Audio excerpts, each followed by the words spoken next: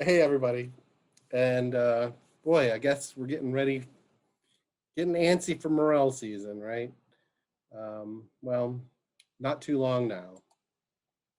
Anyway, we'll just jump right in. As to be expected, we're going to be heavily focusing on crusts and polypores, but it's that kind of year or that time of year, so it's to be expected. So first one here, submitted by Felix Mitchell. You guys have probably seen this. I believe we've had it in the past. A little closer. And they're ready to go at about a month old once they start springing or greening up. Okay. So you got the orange coloration, you got your zonation. If you were able to see the underside, it would be quite smooth. This is Sterium ostrea. You guys have probably seen this if you've been out in the woods. It's very common.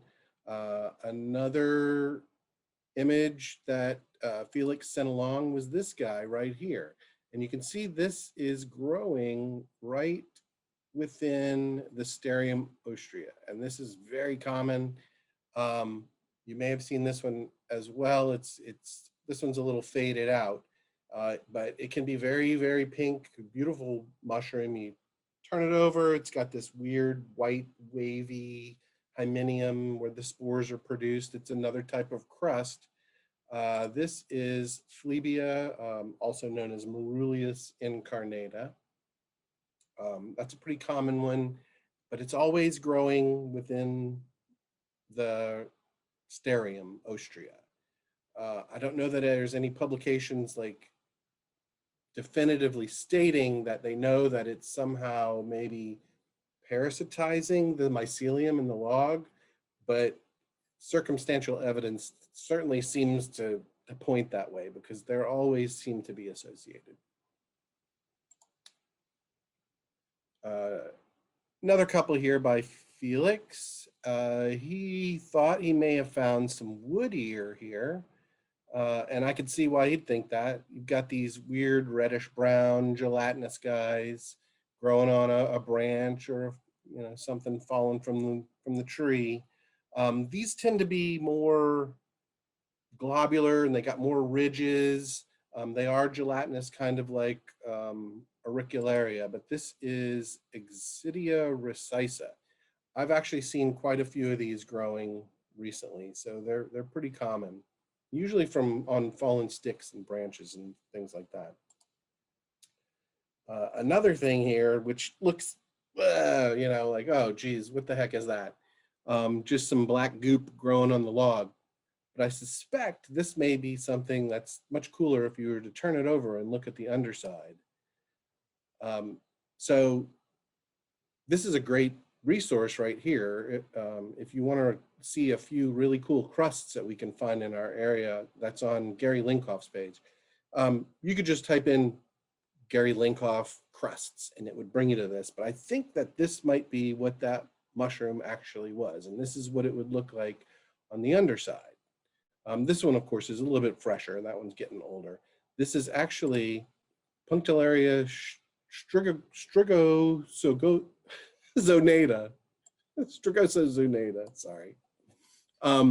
Otherwise known as tree bacon, which I think is a very apt common name for it. And you can see with the zonation there why they would call it that.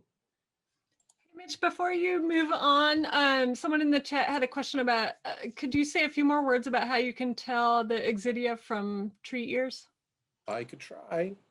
So tree ear tend to be much larger. You can find them a bit smaller. They tend to be more smooth.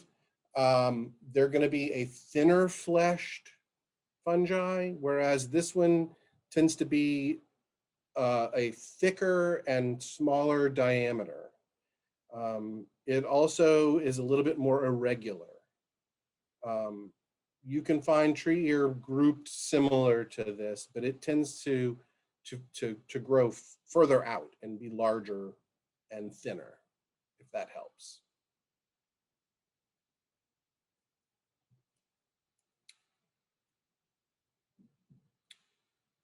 All right. I'll move right along here. So this one was submitted by Douglas Miller. Another one of these fuzzy looking polypores. You might think it's something like a turkey tail. Then you turn it over and you say, oh, okay, this guy's got gills, or at least what look like gills, because actually these gilled polypores are actually pores that are elongated. So that would lead you to Linzite bachelina, the multicolored gilled polypore. Now you say, well, that one's not very colorful. This one's getting a little older and it's probably faded out. When you see these fresh, they can have lots of oranges and purples and browns, so they can be much more colorful than this. This is just older. All right, so this is one submitted by Jeremy George. Little guy, it's very white. I believe it's washed out. Looks very much like another Tremete or Tremetes, some sort of turkey tail, something penis. And actually, I think that they have put it back into that genus. I don't think that it's actually like an old weathered Tremetes versicolor. I think this is actually something called pora nidulus controver. They call it little nest because it grows in like a little vase shape. And you can see here, these guys were growing sort of vase shaped. They're more singular and not overlapping. Sometimes you get a little bit more color, but I think, you know, in the fall, these are just getting weathered and turning more white. It also, if you see here, the pore surface does look very similar to some sort of Tremetes. And like I said, I think they may have moved this actually into Tremetes controver.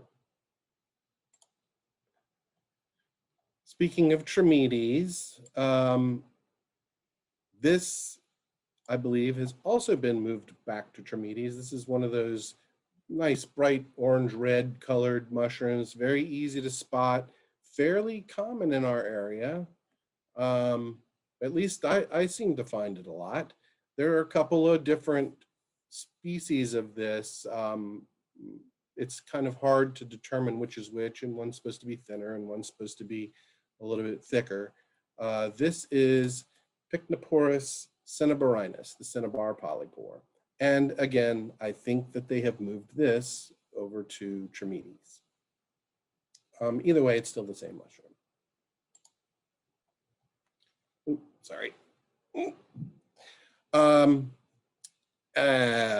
And another Tremetes. This is very similar to the one we just looked at, except white. And sometimes when you find the thin cinnabar polypore, it can be flattened out more like this and not as thick. You can't see too well, but this has a little bit of elongated pores, not quite maze-like. This one's very common, fairly easy to spot. It's a large mushroom, very leathery, growing on stumps or fallen logs. This one was submitted by Alexander Hallman. We have deliberated what name to put this on, and we used to call it Tremetes elegans, but I believe we have kind of come to the conclusion this is actually Tremetes gebossa. It's very common, and I'm sure you'll see it if you're out walking in the woods. So this one just speaks for itself. A lovely image here by Annie Weissman. You can see that the caps would have had this white fuzzy top, even though there's not a shot of the top. It really points out, if you look closely here, these gills look like they are diverging. They're splitting. This is the split gill, the schizophyllum commune. This is one, when they talk about mushroom sexes, that there's apparently about 23,000 different types of mating pairs when it comes to this one. I love seeing pictures of this one because I really love how the split gills look. It looks almost alien. So Annie submitted a couple of others here. I believe this is the gall of a rust. And so in the spring, if she knows where this is and continues to keep an eye on it, it should start turning into this. So it's going to grow these weird orange tentacle things. They're like gelatinous. This is going to produce the spores, which will infect apple leaves, and that will in turn grow another structure that will produce spores that can infect the cedar trees. And so it's kind of trading back and forth. And this is the cedar form of it. This is Gymnosporangium juniperi virginiae, or the cedar apple rust. Sometimes you'll see it as juniper apple rust too. Another one she found kind of looks like some old funky puffballs. But if you zoom in here, you can see, all right, sorry, stop it. Okay. So you can see it's kind of got these little pimply bumps all over it. These are actually the parathecium where the spores are being produced. It also has, where it's broken right here, you can see it also has some white flesh. I believe this is Xylaria polymorpha, or the dead man's fingers. Usually it grows a little bit longer, but maybe the cold weather kind of stunted it and it kind of stayed looking more round and like puffballs. All right, next you see, whoa, this has got those little pimply bumps on it too. Well, this is a hypoxalon, which is kind of similar to Xylaria. This one was submitted by Matt Cohen. So those little pimply bumps are also the parathecia, where the spores are produced. There are a couple that look very similar to this. I used to think like the blackish colored one was a certain species, and then there's one that kind of turns a reddish color, and that was a different species. Well, it turns out it's more about the substrate it's growing on. This is growing on beech, which would indicate this is hypoxalon fragiform. The other one is multiform, and I believe that just grows on other hardwoods. But it looks very similar. As this ages, it'll start getting that reddish coloration to it. Another submitted by Matt. This looks kind of like that Starium, except growing flat on a branch here. This far away, it's kind of hard to tell. It almost, could that be pores or not? But if you zoom in, you see, oh, that's not pores. Those are actually little spines or teeth. So this is a crust that actually has little teeth growing on it. Over time, and in the right conditions, you might start seeing this this white edge start growing over it. It stays kind of fuzzy. This is stecharinum ocratium. That's a fun one to find, at least in my opinion. And finally, a fleshy cap and stem mushroom growing in the winter.